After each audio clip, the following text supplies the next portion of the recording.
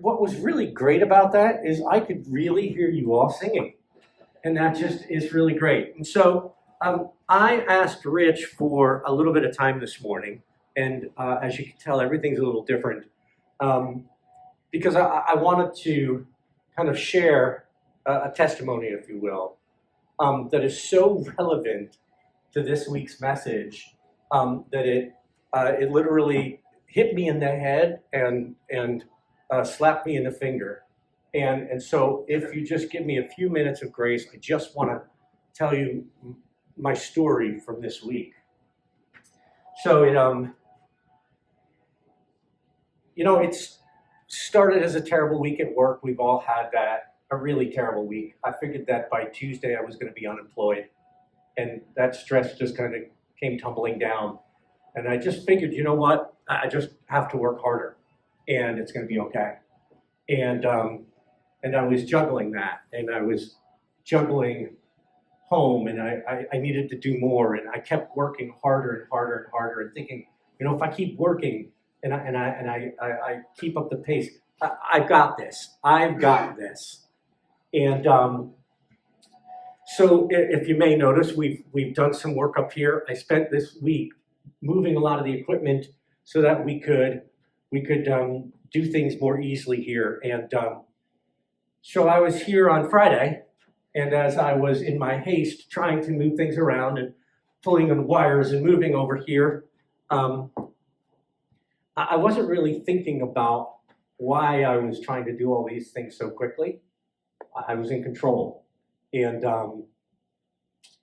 so as I yanked a wire over here in the corner on my knees, I then had this bright light vision as the light truss fell down and hit me in the shoulder and in the head.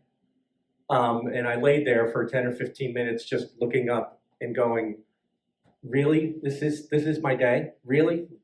I need to get this stuff done. And I wasn't thinking. It was still me in control. And then yesterday, Saturday, I had volunteered to help at the church, not the church, this is the church, at the high school, building the set for their show. And so I walked out to my car, to get in my car in the morning, and promptly found that a tree branch had fallen on my windshield and smashed it. I thought, great, what a great week I'm having. And so I went to the high school and we started doing some work. They said, hey, who knows how to do a table saw? You'll like this out. I can use a table saw. It's as a table saw, sometimes a rip saw. They call it that sometimes? Yeah. Well, there's a reason they call it a rip saw.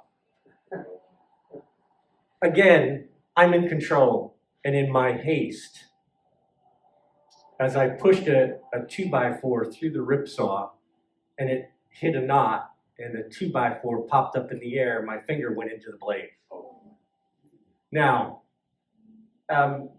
fortunately, there was an EMT there, and he wrapped it quickly and said, you go to the emergency room now. And they x-rayed, and they said, you about a quarter inch more, and we're having a much longer day here. So I'm very fortunate. And it wasn't until I got home, exhausted, just completely wiped, that it really hit me that God has been trying to tell me all week to slow down. And I wasn't listening.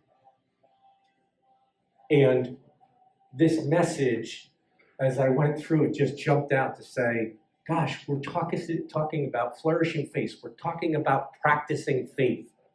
And I read the words, but am I really practicing it? Am I actually listening? Am I listening for God? And this was my wake-up call. And I wanted to share that because we all rush through the things we have to do.